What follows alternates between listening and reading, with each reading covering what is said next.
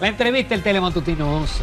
Gente importante a tratar temas importantes. Nos acompaña el doctor Trajano Vidal Potentino, un abogado de fuste, autor de muchísimos libros y ahora es presidente del Colegio Dominicano de Abogados.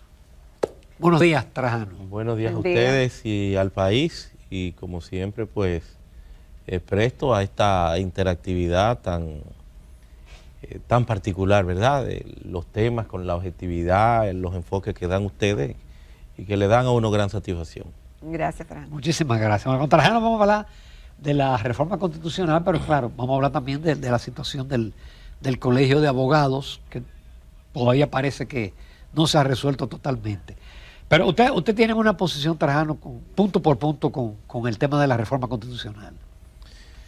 Bueno, a grandes rasgos nosotros habíamos hecho el planteamiento de que suscribíamos, apoyábamos los ejes, los aspectos que habría planteado el gobierno dominicano en relación a temas que no son de hecho ni siquiera muy controvertidos.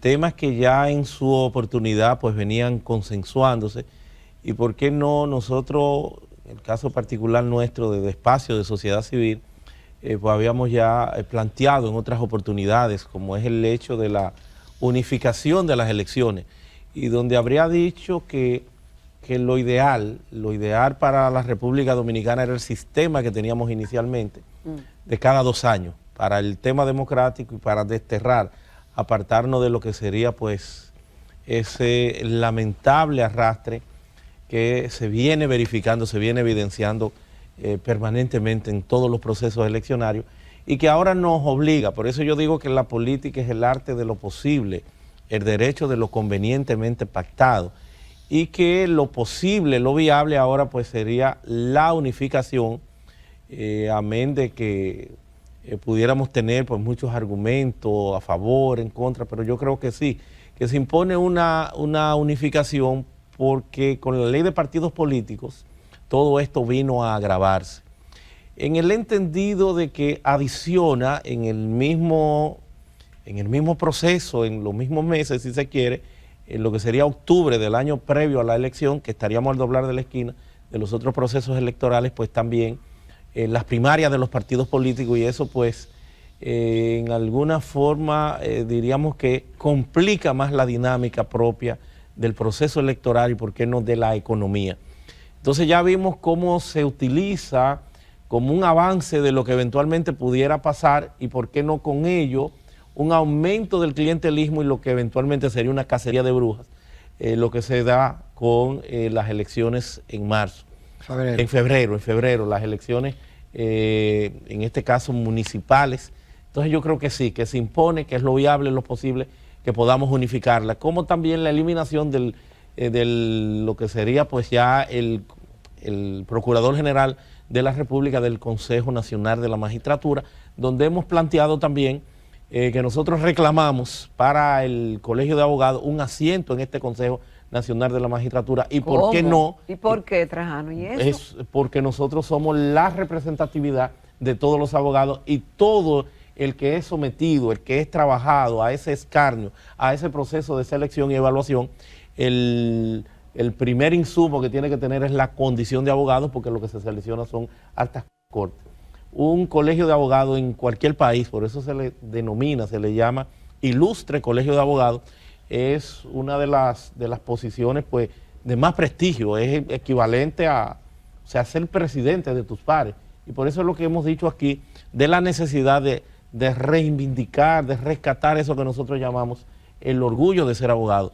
Entonces no es solamente los abogados, sino también entendemos que para que no sean 7, sino 9, y quitarnos lo que sería el denominado llamado voto calificado, o que vale por 2 del presidente de la República, también yo creo que el presidente del Tribunal Constitucional debe tener un espacio, un asiento en el Consejo Nacional de la Magistratura, por las altas funciones que él mismo desarrolla a partir de que se trata del órgano, el poder jurisdiccional que encarna que es el máximo. Pero un paréntesis, Trajano, si el proponente a ser procurador lo designa, lo propondrá, valga la redundancia, el presidente de la República, es decir, el Poder Ejecutivo, y va al Consejo Nacional de la Magistratura a ratificar eso, porque el candidato lo propone el Poder Ejecutivo. Entonces, de todas formas, no no necesariamente ratificarlo, puede también no aprobarlo.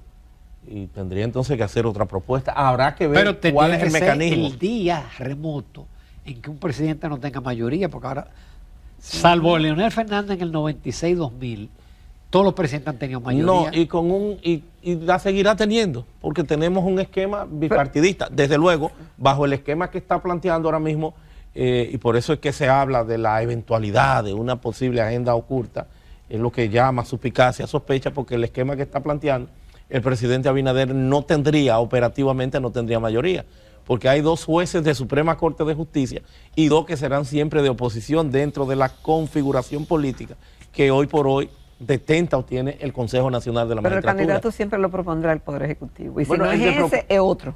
Efectivamente. Pero, desde luego ahora no tiene que hacer ninguna propuesta. Ahora lo que hace es un nombramiento. Ahora, lo que pudiera resultar más perturbador y pudiera parecer un elemento de entretenimiento es el hecho de los diputados. Inicialmente lo que se está planteando es la eliminación de 53 diputados y quedarían 137, y también una reconversión de esos diputados, porque de 5 que hay como diputados nacionales tendríamos ya una matrícula que se elevaría ya a 20 diputados nacionales, y con ello, bajo el actual esquema, pues se aumenta la discrecionalidad de la clase política para el señalamiento con el dedo.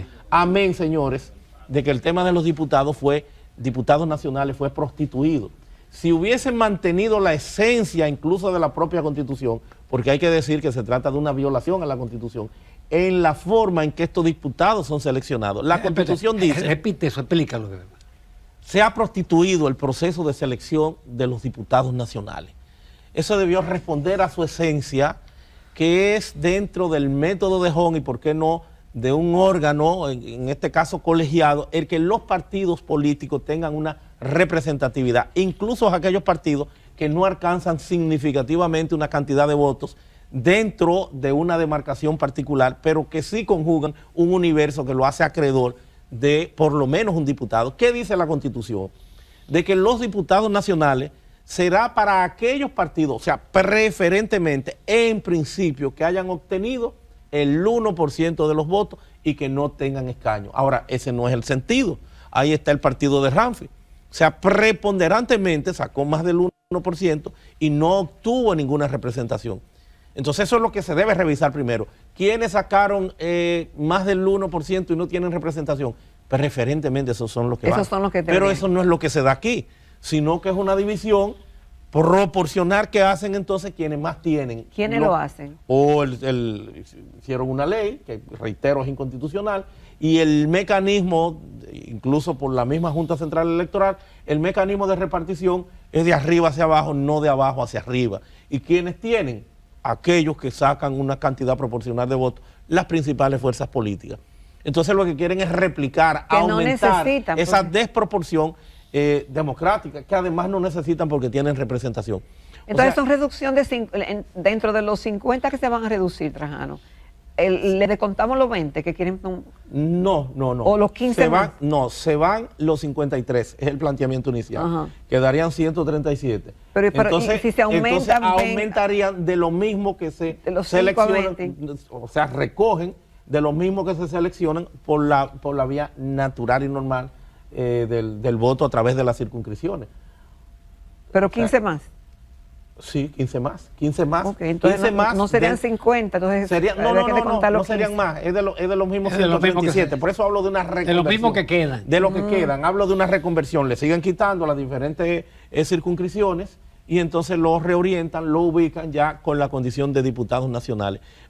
Pudiera ser una distracción o tal vez un punto de discusión y por qué no de negociación, de que entiendan que salvaguardaron o tienen algo. Llegó en algún momento algunos diputados a plantear de lo que eventualmente sería una reducción también de los senadores, que se hicieran regionales, otros que fueran un tema bicameral. Entonces ciertamente no tiene ese peso, no tiene ese sentido, porque tenemos un problema y es como bien observarán ustedes, se están planteando muchas irracionalidades que no responden a una mística, a una organización, a una filosofía de política administrativa y de gerencia administrativa, porque tú plantear de que vas a unificar aduanas con la DGI es una locura, no solo porque no esté unificada en ninguna parte del mundo, sino porque responden a una esencia diferenciada, una externa y otra interna, que no hay cómo unificarlo, porque lo que se traduciría en esto es en una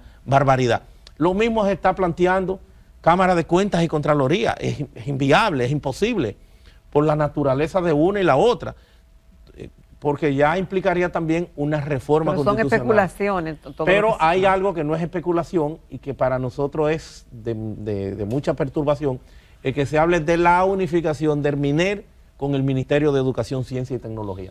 El Ministerio de Educación, Ciencia y Tecnología, imagínense ustedes la educación superior, que tiene un entorno preponderantemente de naturaleza privada, porque lo que tenemos es la UAS como universidad pública, y tenemos también algunos institutos, pero la UAS como universidad pública.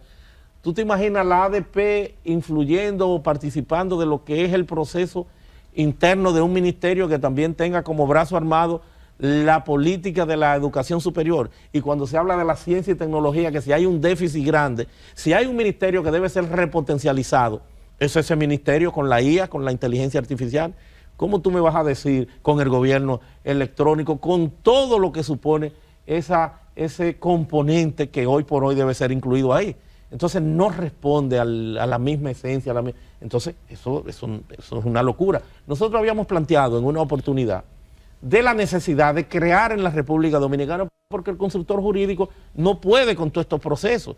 El consultor jurídico debe ser un vedor, debe ser un supervisor, debe ser un coordinador, un orquestador de todo este proceso, pero no tenerlo encima totalmente. Y hemos planteado y le llevamos incluso a muchos amigos del gobierno, le enviamos una oficina coordinadora de reformas institucionales, lo que era el CONARE, pero conjugado, lo que era también el comisionado de reforma a la justicia, para que no parecer que estamos en una torre de Babel en la República Dominicana, con un tema tan delicado donde se habla de reforma constitucional, donde se habla de reforma laboral, donde se habla al mismo tiempo, donde se habla sin una posición firme definida, donde se habla también de reforma fiscal, que es el imperativo en la República Dominicana. Debe haber una cohesión. No puedes, incluso como están miembros del propio gobierno, del Ejecutivo, porque tú me dices, bueno, es parte de la diversidad del Estado, pero esto no es Estado, esto es el Poder Ejecutivo, donde tú ves ministros que tienen que salir en defensa de un proceso, de algún aspecto que creen juntos. Deben plantear la pertinencia o no. Por eso es positivo que tal vez el PRM esté ahora mismo trabajando en lo que es el afinamiento de la reforma constitucional. Y peor aún, esto se evidencia también hasta en la política exterior del país, con el tema, por ejemplo, de Venezuela, funcionarios internos aquí, ministro que están contradiciendo al presidente, al jefe de la diplomacia. Al presidente, que es el... Entonces creo que hay muchos temas, muchos aspectos que tienen que ser reevaluados, porque si no estaríamos mandando señales confusas y pudiéramos estar aterrizando en errores que pueden costarle mucho al país, con la unificación, con esta reingeniería operativa, que hay muchos temas que perfectamente son atendibles, otros no. Nosotros como Colegio de Abogados hemos dicho que estamos asumiendo nuestro rol y vamos siempre a reiterar, a hacer este planteamiento, porque lo de la oficina coordinadora de reformas institucionales, que reitero es un imperativo, y yo diría que en alguna forma quisieron hacerlo porque el ministro de Administración Pública se hizo el planteamiento de que sería como un coordinador de toda esta reforma, pero no vemos que esto se esté operativizando, que se esté haciendo el trabajo, en donde hayan mesas de discusión, en donde replicar lo que hizo el Partido de la Liberación Dominicana con Leonel Fernández en su oportunidad, un error de Danilo Medina cuando llegó, también cerrar lo que fuera el comisionado de reforma del Estado y lo que fuera también el de justicia. Y en este caso creo que sería más que oportuno, porque el mismo presidente hace ya unos par de años dijo que quería ser recordado como un presidente reformador, y creo que sí, que hay muchas reformas en curso. Parecería que el CES, que es el órgano, diríamos que constitucionalmente, el órgano constitucional, artículo 245 y siguiente, que fue orientado para este propósito, para esa concertación, esa discusión, parece que lo han anulado. Entonces yo creo que el Consejo Ejecutivo, Económico y Social. yo creo que el Ejecutivo Económico y Social, sí, el Ejecutivo debe tener esta oficina coordinadora de reformas institucionales que tenga que ver directamente con, o sea, que sea adscrita a la consultoría jurídica del Poder Ejecutivo. Nosotros por lo pronto haremos nuestra labor, nuestro trabajo como órgano llamado por ley a ser asesor del Poder Ejecutivo, del gobierno en materia, o del Estado más amplio, en materia de reformas institucionales. Y vamos a llamar la atención sobre todo esto y vamos a promover una serie de foros para que podamos sacar adelante sin tanta perturbación, porque hay que priorizar. No podemos abrirnos tantos frentes, no podemos tener tantas reformas, y reformas que tienen un impacto social, jurídico, pero ya político. los frentes ya están abiertos. Pero por eso digo, hay que priorizar. Hay que priorizar la ley, también muchas leyes en curso que precisan, como la parte del DNI, que tiene un impacto tan importante, sobre todo en el tema social y más aún político y democrático de la República Dominicana, el tema de la libertad de expresión, del derecho a la información, ¿verdad? Los intereses inmersos, envueltos en ese muro de contención en que hoy por hoy se proyecta cualquier medio de comunicación a la hora de hacer un trabajo serio, responsable, temas de redes sociales. Yo creo que son muchos los temas que hay. Y nos quedan más todavía. Vamos a una pausa comercial, porque nos queda todavía toda la parte del Colegio de Abogados. Volvemos en unos minutos con el doctor Trajano Vidal Potentini. Continuamos en Telematutino 11. Esta mañana estamos conversando con el doctor Trajano Vidal Potentini, presidente del Colegio de Abogados de la República Dominicana. Trajano, queremos hablar del colegio, pero siendo coherente con el contenido, estamos escuchando la opinión profesional y del propio colegio en torno al tema de la reforma constitucional. Y un punto de lo que más se ha tratado es el tema de la pertinencia o no de la realización de un referéndum. ¿Cuál es la posición de Trajano y del colegio al respecto? Definitivamente que se trata del punto de mayor controversia.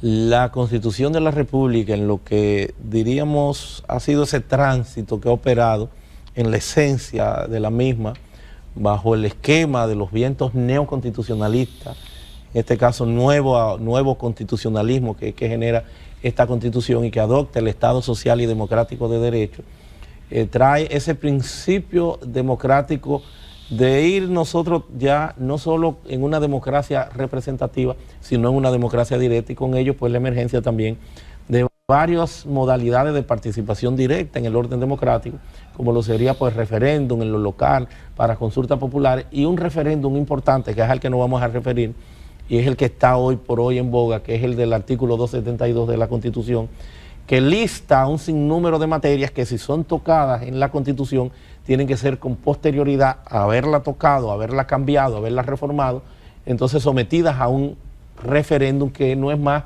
que una consulta electoral de ese cuerpo electoral, de esos dominicanos que tienen capacidad de voto en un certamen para decir si sí o si no, si refrendan, si aprueban o no lo que se ha planteado, con una concurrencia de un mínimo del 30% de los inscritos en el padrón electoral.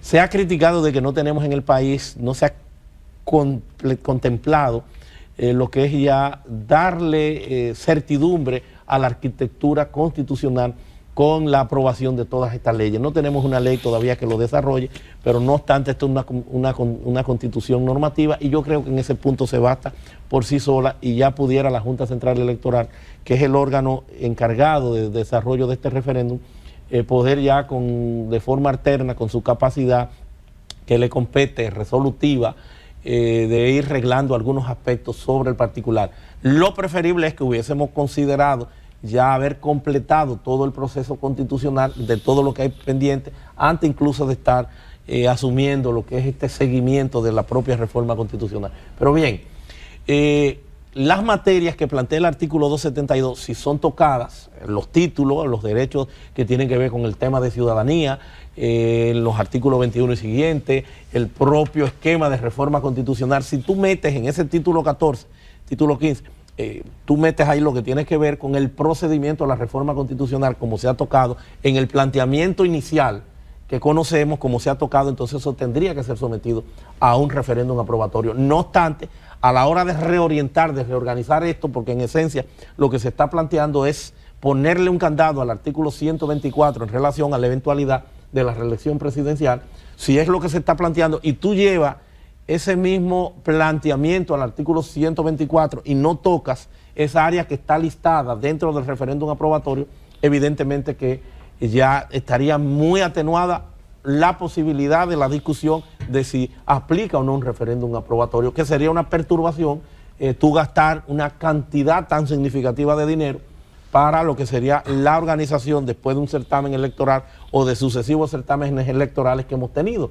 Entonces, yo creo que eso puede ser salvable si se va al artículo 124. Algunos te dirán, bueno, pero por extensión es un derecho de ciudadanía, sí, pero no está listado en el título. Es una inferencia que tú me estás haciendo de que el 124 debe ser objeto de un referéndum aprobatorio. Eso es una interpretación que bien puede ser discutida y que puede ser salvada. Eso es lo que tiene que ver con ese punto que es el más controvertido de todos y que yo creo que puede ser subsanado. Ojalá que en los acuerdos que se den dentro de todas las mayorías que supera el Partido Revolucionario Moderno dentro del Congreso, pues puedan ser ¿Entonces parecería que de lo unificados? contrario sería el Tribunal Constitucional que va a decidir eso, eventualmente? Bueno, evidentemente que el Tribunal Constitucional estará en las condiciones si se hace el planteamiento, si se lleva al tema de la reforma ya, es el máximo, es el último intérprete y ya a quien le va a corresponder. Pero yo creo que se puede llegar a un punto sólido de que no se tenga que esto llevar o entrar en discusión a la hora de tú quirúrgicamente tocar aquellos aspectos, aquellos puntos que no tienen que ver, como es la moneda, como es la nacionalidad, como es el régimen territorial. Eso opera sobre lo mismo una cláusula, como han dicho, pétrea o semipétrea, porque requiere de esa complicación. Lo de la cláusula pétrea hay que decir sobre estos candados, que esos candados pueden, de la misma forma que se ponen, pueden quitarse en algún momento. No obstante, y por eso nosotros como colegio lo hemos apoyado, no obstante, marca una intencionalidad positiva, una voluntad política de que nadie deba perpetuarse en el poder más allá de lo que le corresponde. Yo creo que ese mensaje es por demás, es por positivo. No tendríamos que irnos a las actas a ver cuál fue el espíritu del legislador, que es lo que se usa, ese proceso de discusiones, porque hay una intención firme, sustantivizada, organizada, estructurada en una reforma constitucional de que está pautando, de que está planteando. El compromiso, el peso de eso es mayor, pero no porque no se pueda posteriormente quitar o no. Otra discusión, yo soy de lo que creo que después de que se apertura esa ley de reforma constitucional, la que declara la urgencia, el legislador es autónomo y tiene todo el poderío para hacer lo que entienda. Eso sí es peligroso. Es peligroso, pero yo soy de los que entiende eso, porque es la práctica, es la lógica. Por ejemplo, cuando un legislador dentro del proceso legislativo se le entrega una propuesta de ley, ¿está sometido estricta y exclusivamente a lo que tiene la propuesta de ley? No, ni ha sido así nunca. Pueden discutir. No ha sido nunca, pero dice que no se debe salir de ahí. Pueden plantear. Mayoritariamente la doctrina entiende que se puede salir de ahí. Otros, como Jorge Prat, por ejemplo, constitucionalista muy connotado, entiende que debe circunscribirse, y otros tanto que debe circunscribirse a lo planteado. Pero ¿para qué va a discutir? Porque en el fondo entonces lo planteado sería la reforma constitucional. O sea, ¿cómo te vas a integrar en esa hipótesis de trabajo de que no te vas a poder salir de tal o cual aspecto? O sea, ¿cuál es la labor entonces del legislador? O si cuando se hizo la propuesta en el 2010, en el 2006, 2007, cuando se llevó aquella propuesta que fue muy discutida, fue muy celebrada, se circunscribieron estrictas. No, ese fue el marco referencial, pero evidentemente que se fueron más allá y se fueron integrando muchísimos aspectos. Entonces eso nunca se ha dado en el fondo, porque el proceso legislativo responde a esa dinámica que me estoy refiriendo, de cambios que se van verificando en función de la discusión. Se está hablando de vistas públicas. ¿Cuál es el sentido de vistas públicas? Si las vistas públicas son los 3, 4, 5, 6 artículos que te estén planteando ahí. Entonces no tendría sentido, ni siquiera la vista pública, ni una discusión más allá. Entonces, habría que esperar y nosotros como colegio de abogados estamos atentos y vamos a hacer votos porque todos estos procesos pues se den de la forma menos traumática y de mayor aprovechamiento en términos institucionales para el país. Nos quedan como 3 minutos para hablar del Colegio de Abogados. Vimos que tú designaste a nuestro amigo José Manuel Jerez como jefe de gabinete, pero ustedes los tienen ahogados económicamente. Sí, ¿Cómo pueden trabajar? ¿Cómo se están haciendo? Porque han tenido algunos logros. Sí, no solo algunos logros, estamos operando, estamos trabajando. Estamos haciendo la labor con la precariedad que impone el momento. Se le debe a mucha gente, los que están trabajando en el tema educativo, no se ha parado la educación a nivel nacional, estamos atentos en todo estos procesos de reforma, de discusión, organizando actividades, participando de la misma. Estamos de los servicios que generan las certificaciones y más aún los carnés que son renovados. Con eso es que estamos manteniendo el Colegio de Abogados, porque las cuentas están embargadas. ¿Por qué siguen embargadas las cuentas luego de que el Tribunal Constitucional avalara que tú fuiste cogido como presidente? Mira, bueno, es que ni siquiera han aceptado, sino que dicen que hay que esperar que el Tribunal Superior Administrativo, ni siquiera se ha enviado el expediente al Tribunal Superior Administrativo. Hemos dicho que ahí no hay ningún espacio, entienden que sí, lo que se juega al caos, y la cuenta siempre la van a embargar por cualquier proceso o motivo, es una oposición y la van a seguir embargando y embargando. Lamentablemente es un abuso indiscriminado y temerario del derecho que se tiene, no solamente en el Colegio de Abogados, esos son de los grandes lastres, de los grandes problemas que tiene el proceso judicial y hasta financiero. O sea, por cualquier cosa te embargan, porque el banco no es un juez, el banco no tiene cómo determinar y hay que ir a los tribunales, y cuando tú vas a los tribunales, cualquier juez te dura 2 o 3 meses. Ahora mismo tenemos un par de meses trabajando lo que es un referimiento. Una vez levantemos ese referimiento, y ya lo que estamos es apelando también lo que han sido las decisiones de juez, aún sin, o sea, decisiones que ha dado intermedias, porque no estamos de acuerdo cómo se está llevando el proceso, y nos vamos a encontrar con ese problema de que aún levantemos en un momento, van a seguir embargando y tienen oposiciones en las áreas sensibles de donde salen los recursos nuestros, como es tesorería, como es la procuraduría, y nada, vamos a seguir sorteando. Lo que la comunidad jurídica puede tener es la seguridad de que nosotros vamos a combatir hasta las últimas consecuencias y que vamos a sacar el colegio a flote y que vamos a seguir dando los servicios, porque el Colegio de Abogados no es cualquier institución. Tiene que ver con la inversión extranjera, tiene que ver, ya lo hemos repetido incluso en este mismo programa, tiene que ver con la inversión extranjera, con la seguridad jurídica y más aún con lo que es este proceso productivo de generación de recursos, de darle expresión jurídica a todo el quehacer económico del país. Entonces se requiere que el abogado esté al día para que el abogado pueda participar entonces de ese auxilio que brinda también como auxiliar, valga la redundancia, de la justicia en lo que es el reconocimiento de ese derecho fundamental para los dominicanos. Trajano, muchísimas gracias, como siempre, agradecido de las cátedras que nos brinda y que se resuelve el problema del Colegio de Abogados de manera definitiva. Gracias, Trajano. Nos vamos a comerciales.